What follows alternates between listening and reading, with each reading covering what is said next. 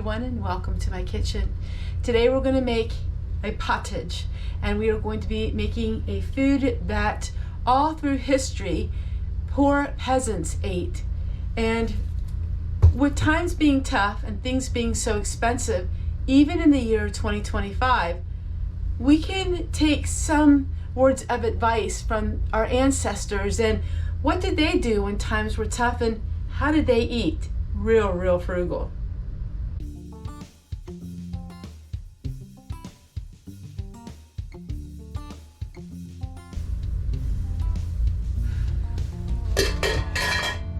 Hi everybody and welcome back. Today we're making pottage, and pottage is basically using anything that you have to make a soup or stew. We're going to go ahead and mix this up together. It's really simple and easy. We're adding all of the things that I have. I have potatoes and carrots. I have a jar of chickpeas. I have a jar of some tomatoes. Now, they probably wouldn't have had tomatoes back in the 17 and 1800s, but we use what we have. Let's go ahead and mix this all up together, and then I will show you what it looks like, and we'll talk a little bit about saving money in our food. One of the big ways that we save money here in the homestead is we use barley. Barley is a great grain that really stretches your food. First thing I have in this old kettle is some chicken broth and some vegetable broth.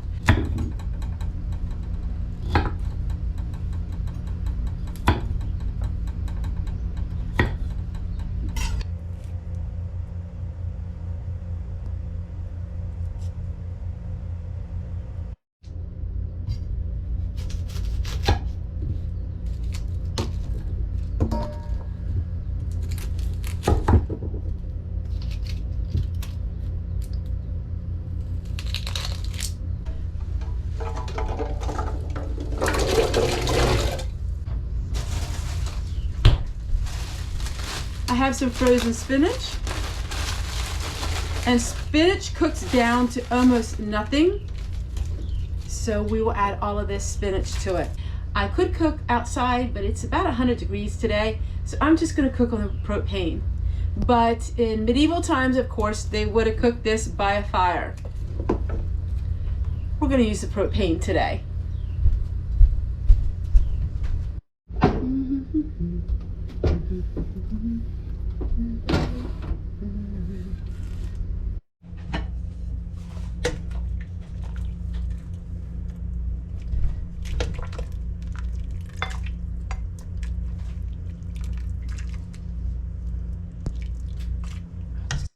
It's such a simple, wholesome meal. No desserts, no extra side dishes, no preservatives, just garden fresh carrots, potatoes, spinach from the freezer. I did add a cup of noodles in the end because I thought it would bulk it up a little bit. Home canned garbanzo beans. So tasty and so satisfying. Or the lord or a peasant, you almost certainly ate pottage. Pottage is a dish which we all know as soup, stew, or broth. Basically any kind of combination of ingredients thrown together into a nice big pot full of water and cooked for a long time. It's called pottage.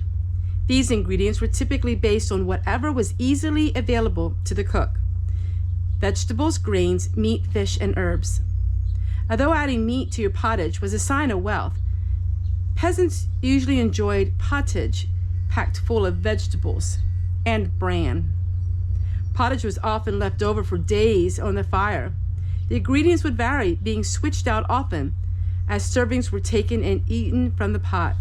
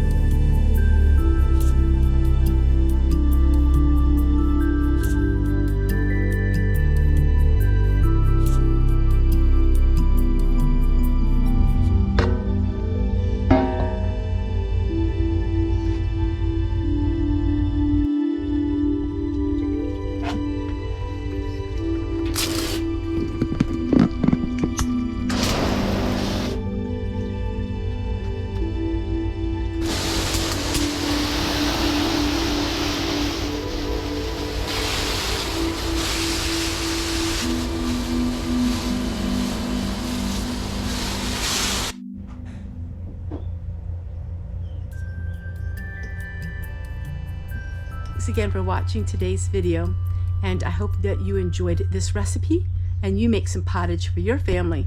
It doesn't matter if it's 1777 or 2025.